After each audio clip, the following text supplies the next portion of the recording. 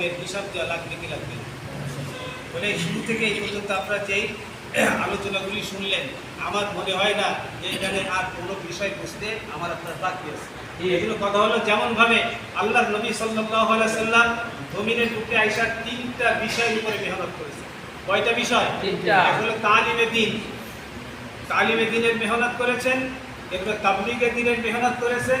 3 নম্বর যে তাবলীগে দ্বীন অর্থাৎ তাগলিবে দ্বীন, দ্বীন বিজয়ের মেহনতের চেষ্টা করেছেন। এরপর আল্লাহ তাআলা কি করেছেন? এই জমিনের প্রতিনিধিত্ব করার এই দায়িত্ব আল্লাহ তাআলা দিয়েছেন।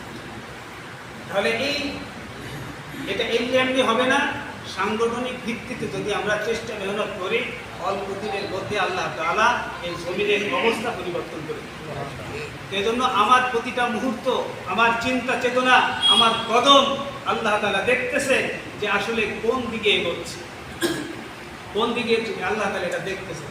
এখন আমার এই 3.5 বডির এই শরীরে হিসাব দিতে হবে কি হবে না? প্রত্যেকটা মুহূর্ত সময় হিসাব দিতে হবে কি হবে না? হবে। আমার এই চিন্তা চেতনা, এই যে মস্তিষ্ক সুস্থ রেখেছেন, এইটার হিসাব দিতে হবে কি হবে? এই জন্য বললেন, হাদিস ভাই বললেন যে আজকে তো আমাদের সমর্থন তো তাদের পিছনেই থাকতে হবে যাদের চিন্তা চেতনা থাকবে ক্ষমতার নয়, বরং আল্লাহর জমিনে আল্লাহর দ্বীন যাতে প্রতিষ্ঠিত হয় এই চেষ্টা মেহনত নিয়ে যারা চলতেছে, আমাদের তো চিন্তা চেতনা, আমাদের চেষ্টা মেহনতে তাদের পিছনে থাকা দরকার। যদি ভিন্ন কোনো উদ্দেশ্য থাকে, এই তন্ত্র মন্ত্র বাস্তবায়নের জন্য আজকে যারা দুনিয়াতে মেহনত করে, যদি আমার চিন্তা চেতনা, আমার চেষ্টা মেহনত তাদের পিছনে থাকে, তাহলে এইটা হিসাব আল্লাহ তাআলা কাছে দিতে হবে। তাহলে দুনিয়ার নেতৃত্ব ক্ষণস্থায়ী, আখিরাতের নেতৃত্ব চিরস্থায়ী। এখন চিন্তা ভাবনা করে নিই যে এই দুনিয়ার মানব রচিত এই সংবিধানকে প্রতিষ্ঠিত করার জন্য যদি আমি আমার জীবনকে উৎসর্গ করে দিই, দুনিয়াতে আমি কতটুকু পাবো, আর আখিরাত আমার জন্য কি উপহার দিব? দ্বীন জমিনের বুকে বাস্তবায়ন হওয়ার জন্য যদি আমি চেষ্টা মেহনত করি, দ্বীন যদি প্রতিষ্ঠিত নাও হয়, তারপরে আমার এই চিন্তা চেতনা, আমার চেষ্টা মেহনত আল্লাহ তাআলা কবুল ও মঞ্জুর করবেন।